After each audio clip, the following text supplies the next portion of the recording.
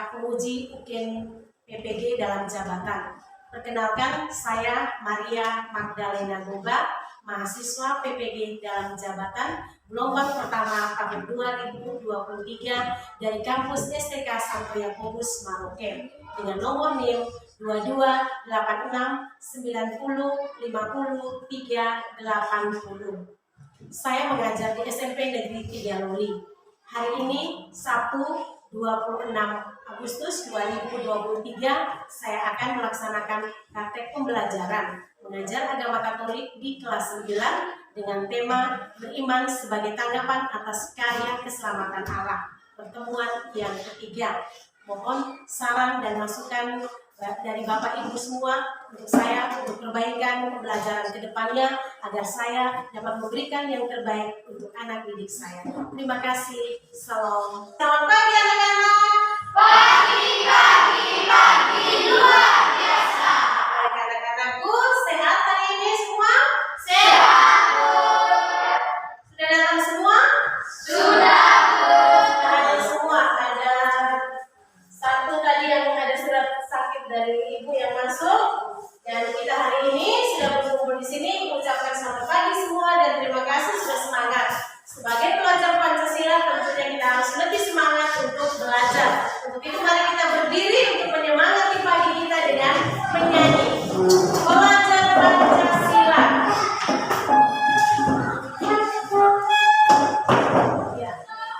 Tahu semua pelajar Pancasila?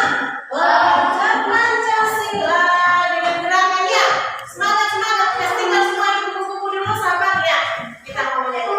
Pelajar Pancasila 1, 2, 3. Pelajar Pancasila beriman dan bertakwa pada Tuhan yang esa dan berakhlak mulia. Bergebiran lomba, gotong royong mandiri, kreatif dan bernalar kritis. Aku anak sekolah SMP 3 Loli, ingin jadi pelajar yang berpancasilais. Ayo kawan belajar, berimanlah yang benar. Sejahtera hidup di masa depan. Yes, yes. Jadi, pelajar Pancasila, anak SMP 3 Loli juga harus ingin menjadi seorang pelajar yang berpancasila. Dan sekarang anak-anakku yang terkasih, terima kasih untuk semangat paginya. Hari ini kita kembali bertemu di tempat ini dengan kita mau belajar agama Katolik. Nah, sebelum itu Ibu mau bertanya. Kali lalu kita sudah belajar materi tentang apa? Ayo, siapa yang masih ingat? Beragama sebagai tanggapan atas karya keselamatan Allah. Aris, coba apa? Kali lalu kita belajar tentang beragama sebagai tanggapan atas karya keselamatan Allah. Lalu, kira-kira siapa yang masih ingat mengapa ada alasan mengapa orang beragama? Ada berapa alasan waktu itu? Ada 4. Coba, Goldin, alasan pertama. Ayo Goldin. Goldin tidak siap. Fani. Ya, alasan pertama orang beragama adalah menemukan jawabannya. Pelajaran kali lalu, jangan sampai dilupakan seperti Goldin tadi. Ibu tanya lalu tidak bisa menjawab. Berarti Goldin tidak belajar ulang lagi ketika kita sudah belajar, terus tidak belajar di rumah lagi. Harus belajar lagi di rumah dan diingat. Karena kalau anak-anak itu tidak mengingat, maka lupa sudah yang kali lalu dan hari ini kita mau belajar lagi, lupa terus sudah kembali. Ya toh? Untuk itu Ibu sangat mengharapkan untuk apa yang kita dapat itu harus kembali dipelajari ulang. Bisa anak-anakku? Bisa. Mari kita siapkan hati kita untuk kita berdoa dulu ya. Nah, sebelum memulai kegiatan pada hari ini kita berdoa. Siapa yang bisa pimpin doa? Ya, baik Monika, kita berdoa. Silakan ambil sikap doa yang baik anak-anakku. Tangan di depan dada, mata pejamkan, kita berdoa. Bapa dan Putra dan Roh Kudus. Amin. Hari ini kita akan belajar tentang beragama sebagai tanggapan atas karya keselamatan Allah. Belajar tentang apa? Beragama sebagai tanggapan atas karya keselamatan Allah. Anak-anak bisa membuka di buku siswa halaman berapa? 17. Ya. Ikuti sambil mengikuti penjelasan ibu. Anak-anak bisa lihat di buku situ halaman 17. Kita memiliki tujuan. Yang pertama, anak-anak dapat merumuskan makna hidup beriman berdasarkan pengalaman hidup yang dijalani. Jadi, kita belajar tentang beriman. Ada hal yang penting adalah di mana kita dapat melihat kembali pengalaman hidup kita. Pengalaman hidupmu di dalam hidup beriman Katolik. Itu poin yang pertama, menjadi tujuan yang pertama. Lalu yang kedua, menyebutkan aspek-aspek penting dalam kehidupan beriman. Yang ketiga adalah menemukan ciri-ciri beriman dan buah-buah iman menurut kitab suci Yakobus bab 2 ayat 14 sampai 26. Tujuan yang kita yang keempat adalah apa?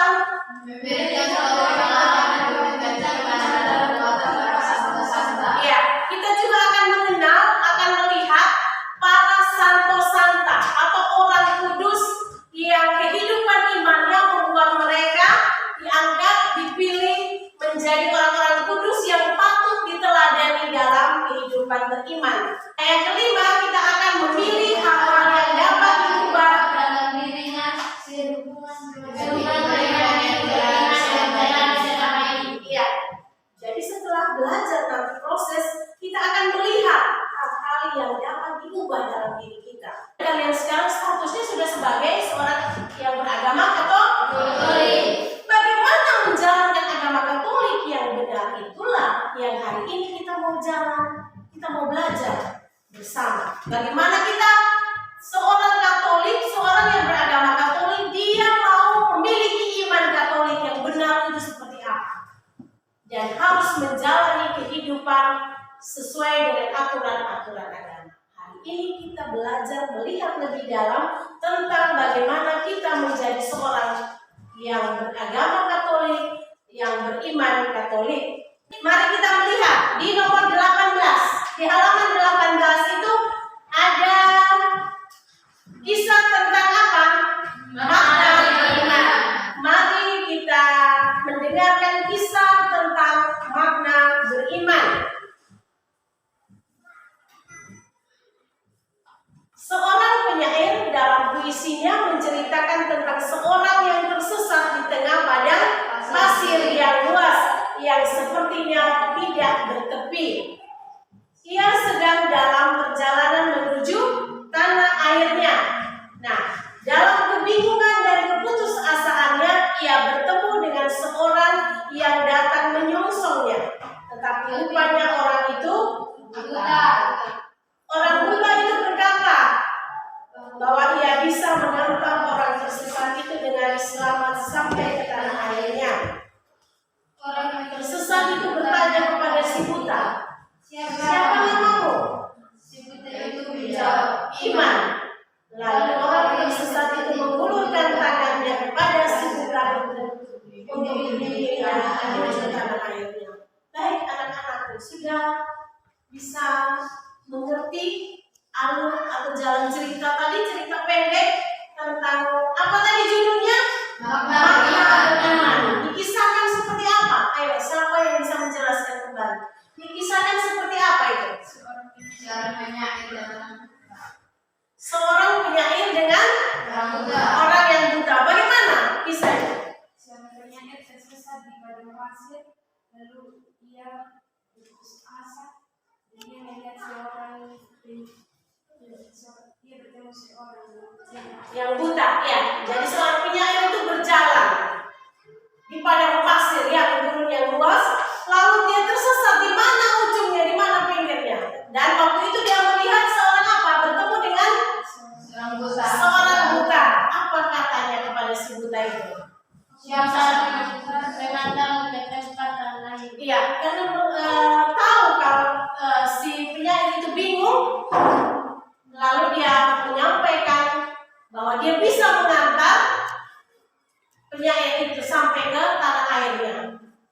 Lalu si penyair itu bertanya, siapa namamu? Dia menjawab, siapa? Iman. Namaku Iman.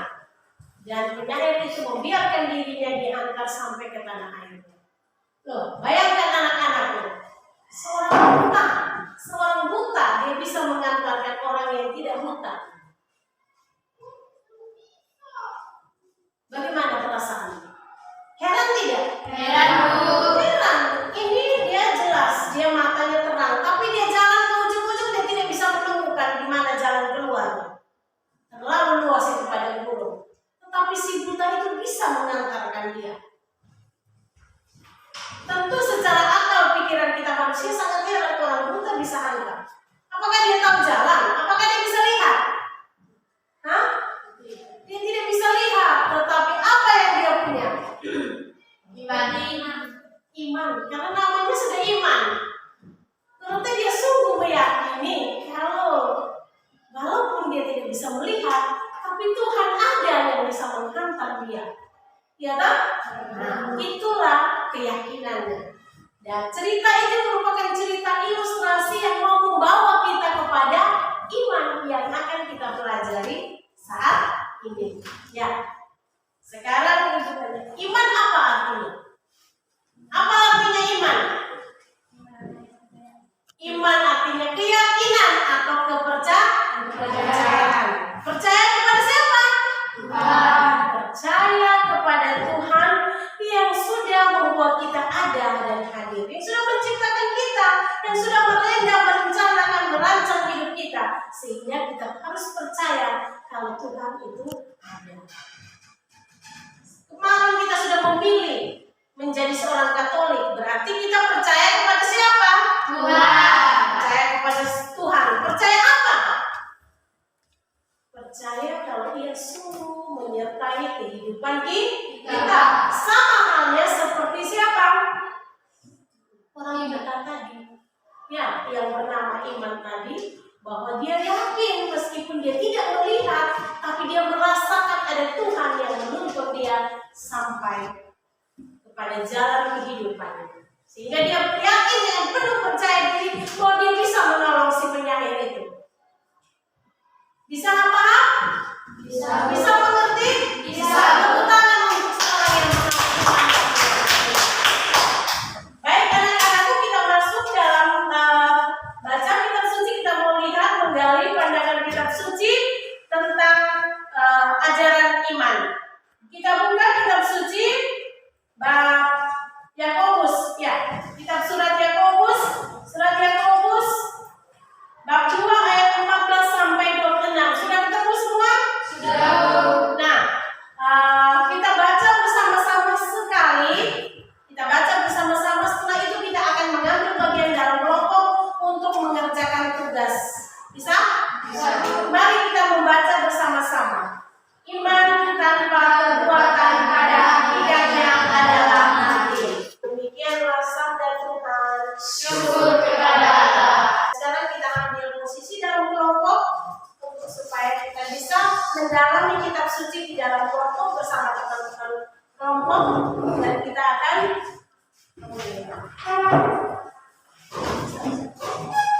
ya. Boleh dibaca lagi, kita baca lagi, lalu bisa menjawab pertanyaannya. Anak-anak bisa menjawab pertanyaan. Ada 2 pertanyaan saja untuk kita mendalami teksnya. Silakan dibaca lagi.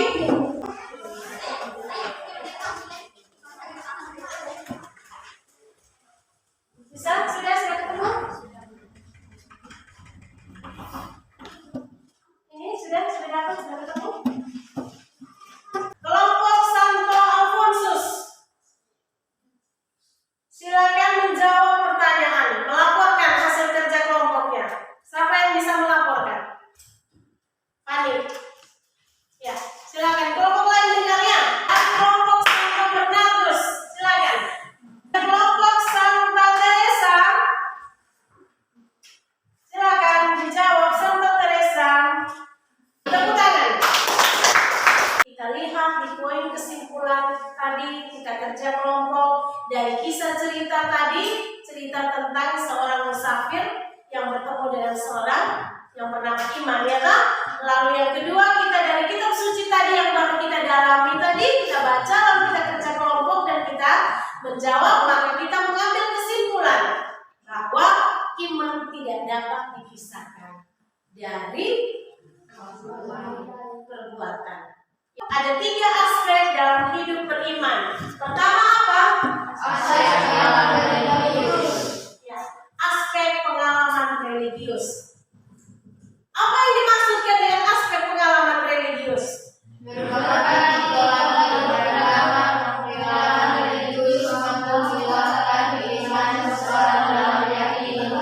Ya, dikatakan bahwa pengalaman religius itu mampu membawa orang memiliki penghayatan atau iman yang dalam kepada Tuhan. Sekarang ibu tanya, pengalaman religius itu kita dapat dari mana? Pengalaman religius itu kita dapat dari mana? Dari keterlibatan kita di dalam hidup menggereja. Contoh, kalau ada ibadah, kalau ada hari Minggu kita ada misa di stasi, haruslah kita mengambil kesempatan pergi gereja. Bukannya hari Minggu kita urus pekerjaan-pekerjaan lain, contoh pergi tarik hewan kerbau, pergi kasih minum air kerbau, pergi masuk di sawah. Padahal hari Minggu itu harusnya kita anak-anak Tuhan ada di mana? Gereja. Di situ kita akan menemukan pengalaman-pengalaman kita. Lalu ada kegiatan-kegiatan rohani seperti sekami, kegiatan OMK, kegiatan KOR, ajuda, latihan ajuda dan segala macam di stasi Gorodewa selalu ada.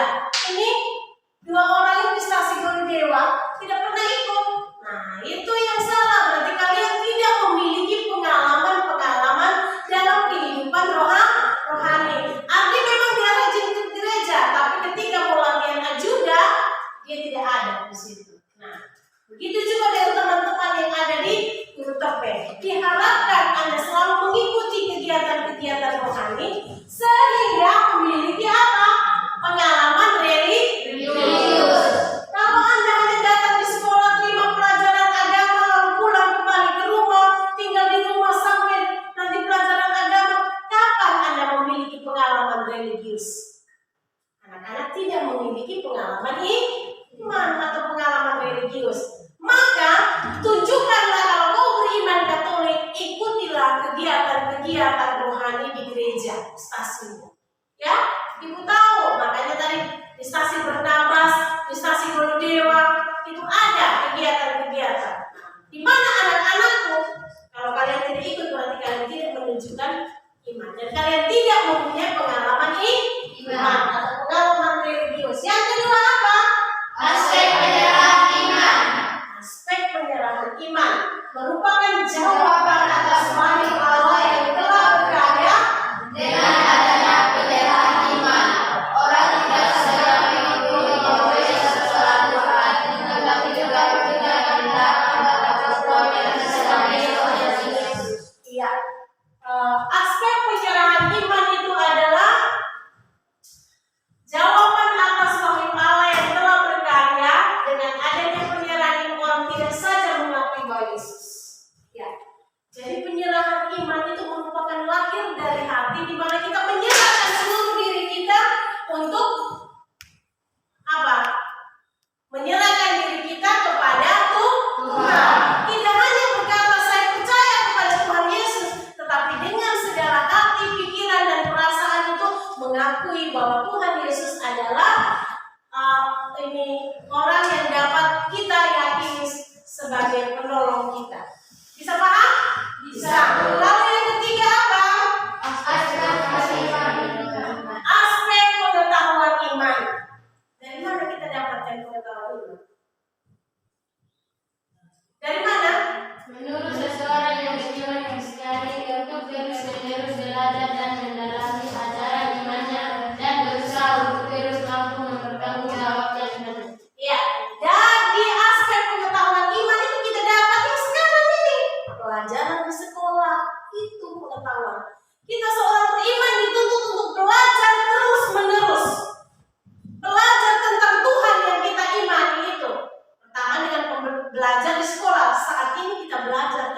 bagaimana kita harus beriman dengan baik. Orang beriman harus belajar.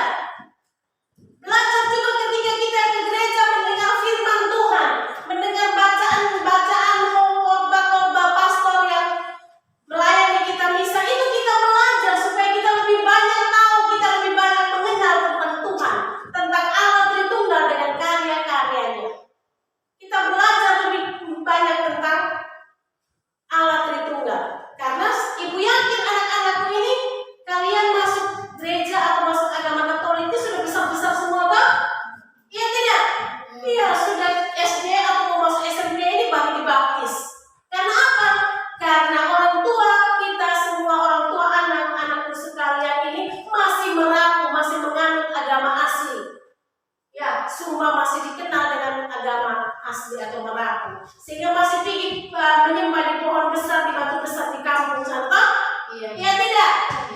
Untuk itu, anak-anakku harus belajar lebih banyak tentang bagaimana Allah Tritunggal, tokoh yang kita percaya itu harus lebih banyak belajar sehingga mengenal tentang Tuhan, maka pengetahuan agama itu tidak menjadi kering atau tidak sedikit tetapi bertambah terus. Ya? Bisa paham? Bisa, Bu. Anda di SD belajar agama Katolik, di SMA, SMP belajar, di SMA juga belajar. Berarti itu proses belajar yang terus-menerus sampai pada akhirnya Anda dewasa dan bisa menjadi seorang Katolik yang baik, yang bisa beriman dengan baik. Bisa paham anak-anakku? Bisa, Bu. Bisa lihat yang berikut ciri-ciri hidup beriman Kristiani. Seperti apa ciri-ciri hidup beriman Kristiani? Lalu yang berikut kita lihat buah-buah iman itu di dalam kitab suci tadi kita sudah menemukan. Dan kita akan melihat, mencatat itu dalam buku catatan kita ya. Berikut kita akan melihat teladan hidup dari Santo Santa. Tadi Ibu bilang Santo Alfonsus.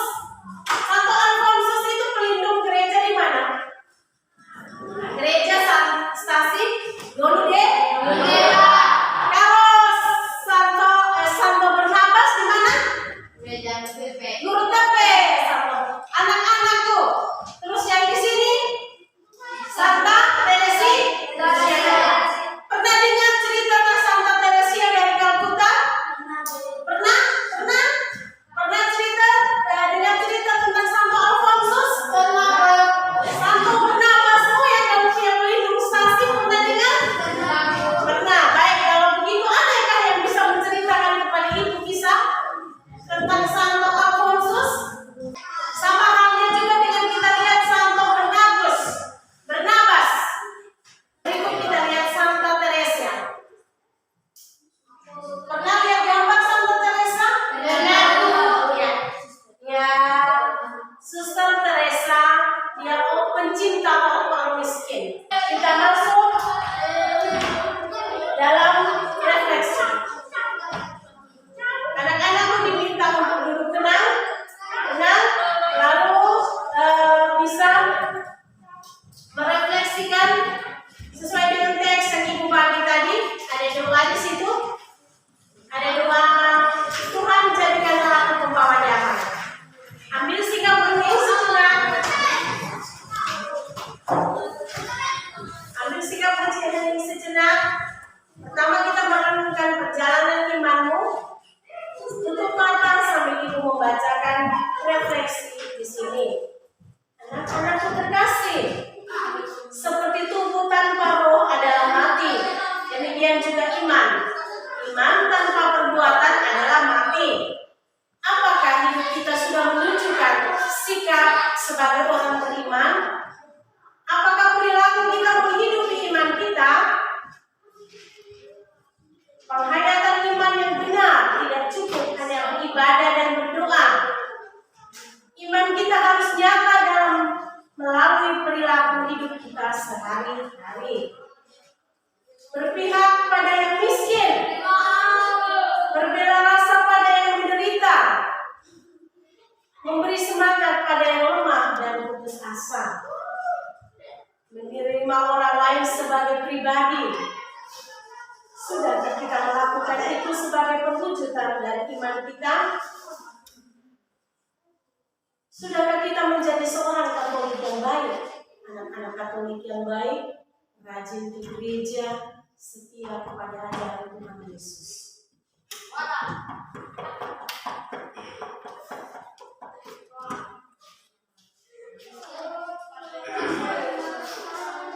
Mari kita renungkan di dalam hati kita dan kita membangun niat untuk ke depan. Hari esok dan besok kita akan lebih semangat lagi untuk mengembangkan iman kita. Kita akan berjuang agar kita menjadi anak-anak yang baik.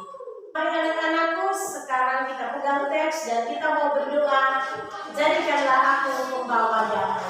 Pegang teks masing-masing, kita mau berdoa kepada Tuhan. Yang di bagian P, Ibu membacakan, dan yang di bagian P kamu menjawab. Tuhan, jadikanlah aku pembawa damai. Bila terjadi kebencian, Jadikanlah aku pembawa cinta kasih. Baik, sebelum kita mengakhiri kegiatan ini, Ibu mau kasih tugas anak-anakku. Tugasnya adalah pertama, anak-anak mencari cerita Santo dan Santa. Ya, masing-masing mencari cerita Santo dan Santanya. Goldin, apa nama panjangmu? Goldinsius. Cari Santo. Santo apa? Seperti biasa, tugas mingguan adalah kita membuat buku mingguan. Kita pergi ke gereja mengikuti ibadah dan membuat itu sebagai buktinya, dan Ibu akan menghitung berapa kali Anda di gereja, dan itu bisa menilai menjadi nilai tugas. Baik, kalau begitu kita bisa tutup kegiatan kita hari ini dengan kita akan menyanyikan lagu Hidup Ini Adalah Kesempatan. Setelah menyanyi, lalu kita akan berdoa penutup. Hidup ini 1, 4. Hidup ini adalah kesempatan. Hidup ini untuk melayani Tuhan. Jangan sia-siakan waktu yang Tuhan berikan. Hidup ini hanya sementara. Anak-anakku, kita pejamkan mata, kita berdoa mengakhiri kegiatan belajar kita pada hari ini. Mari kita berdoa di dalam nama Bapa dan Putra dan Roh Kudus.